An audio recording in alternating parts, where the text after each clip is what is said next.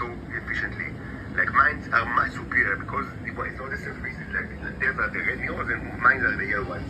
And they discovered that, and it was of great importance for the Titans because they wanted to keep Titan females, especially of the newer generation, they wanted to keep having sex, like with mostly not with human males, because first of all, it's not.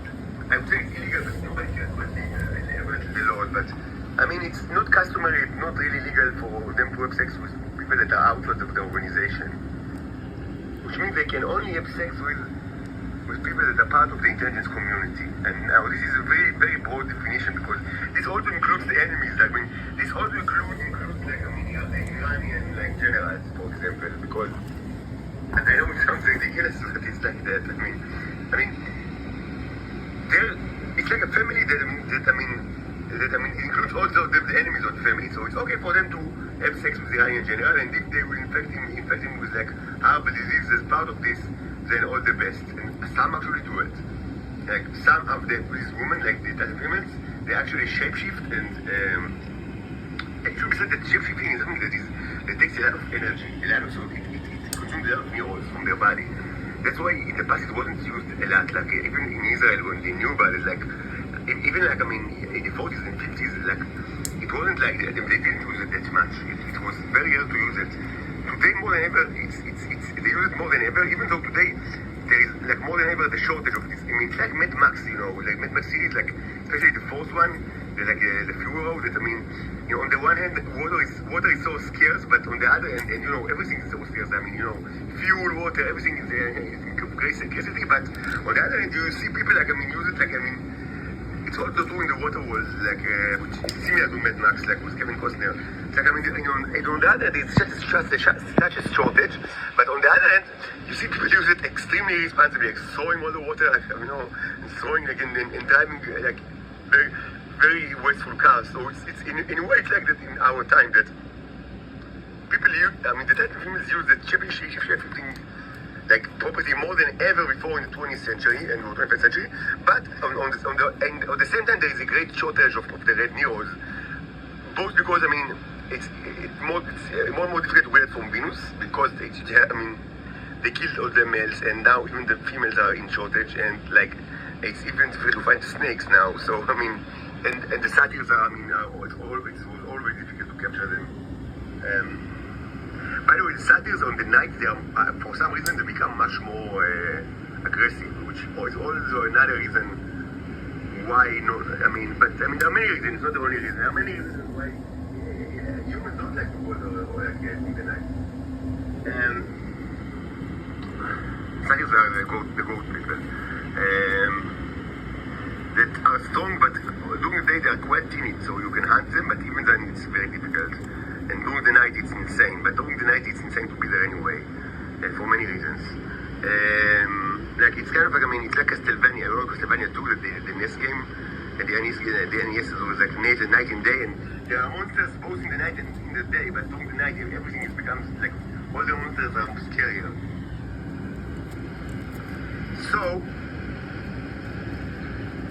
So these females, they shapeshift for all sorts of stupid reasons, even though, these robots are in great scarcity. And sometimes they do it even in order to fuck I don't know, Iranian targets, or just Arab guys from the Palestinian territory, which is extremely easy to do it, And there is nothing, you don't need to be even a spy. Nothing is simpler than just crossing the border to the Palestinian Authority. For people that don't understand the situation, it's a tiny place. And the Palestinian, the West Bank is a tiny place.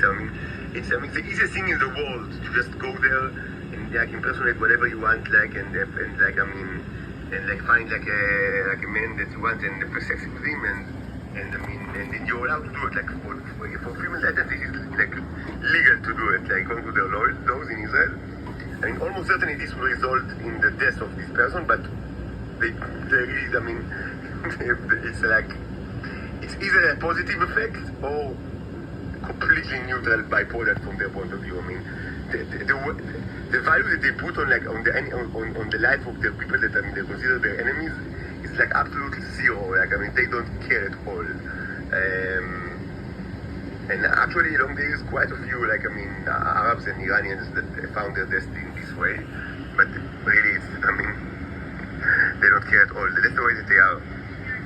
You can ask yourself, like, how, I mean, naive, in the past, I knew that, I mean, I read it pretty long ago, and there was a time that I asked myself, like, I mean, I was so naive. I thought, like, about these type of females, I mean, how can they enjoy this thing? I mean, I thought, I mean, do they do it, like, I mean, like, for the sake of the country? Like, I mean, kind of like, I mean, it's a military operation where, because, I mean, whores, I mean, were employed by intelligence organizations since forever, so I thought, maybe they like this was so naive. Maybe they like the country so much that, I mean, to go behind enemy lines and, and have sex with somebody that presumably they hate, only in order for him to die. But, I mean, this was so naive. I mean, reality is so much different. So, first of all, they do nothing for the country. Everything they do for themselves. This is true for everybody in the intelligence community. And second, of course, they are having fun. They like sex, and it's difficult for them to get sex. Like, in general, it's not that easy for entitled females to have sex. Like, I mean, even using all sorts of methods that I now described in this video very shortly, in general, it's like the other people of the intelligence community, they mostly like to speak about sex than actually do it. I mean, they are teenagers, they're in high school. This is true both for the Homo sapiens males and for the Titan females in the Israeli intelligence community. That mostly they speak about sex and they rarely actually do it because they don't have many opportunities to actually do it. So, I mean, for them, it's like, I mean, they thought, so the answer is that they are doing it, and it's very, very fun for them to, and they have great pleasure, like, from fucking, like, whatever, like, Iranian or Palestinian or other Arab person that they choose, and the fact that they know that after some time this person will actually die does not even, like, reduce the pleasure of the sexual activity even by something centimeter. Because they are lizard people. They are not, I mean, I would say, I want to say that they are inhuman, but I mean, the problem is that they are human, that they became human.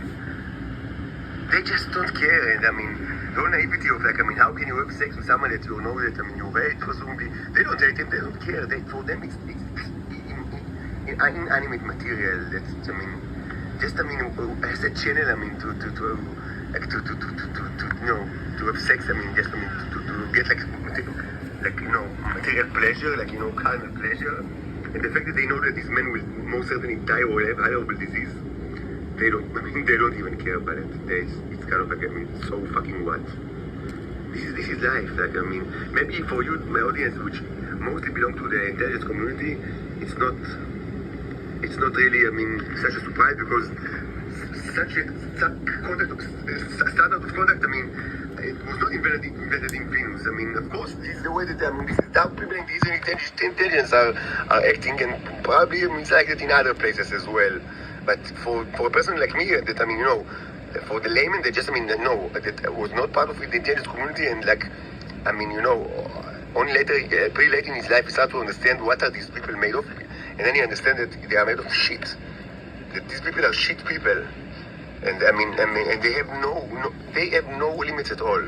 But I mean, it's not only that. So they discovered that they actually can have. So I mean, but this also puts them in danger. But they discovered that they can use my mirrors to clean their body. That's why they call me the bicycle repair guy sometimes. If you didn't understand the metaphor, like I need to repair the robots, and most of the repair is done because of two reasons. First, because they have sex with people. Because they shouldn't have sex with anybody on earth besides me. Because with all others, it's very, very, very dangerous, and they know it. But they have ways to clean their body from all sorts of diseases by just taking, I mean, the news from the garbage. Like I masturbate and they take the paper, and that's it. And that's how they clean their body. So it's a great. I mean, for them, it's great.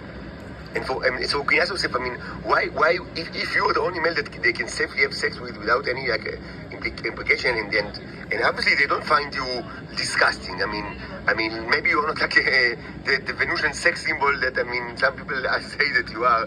Actually, I mean, by the way, as I said before, I mean, the actual most probably what actually happens like with the issue of the wizard is that there is kind of like it's kind of like it's a sculpture. Let's say I mean not necessarily a huge one, not necessarily one of the monumental sculptures that that the Neos are maintaining throughout the ages, and maybe they could even be seen from space. But maybe it's just a sculpture that you can find somewhere besides the Israeli gate.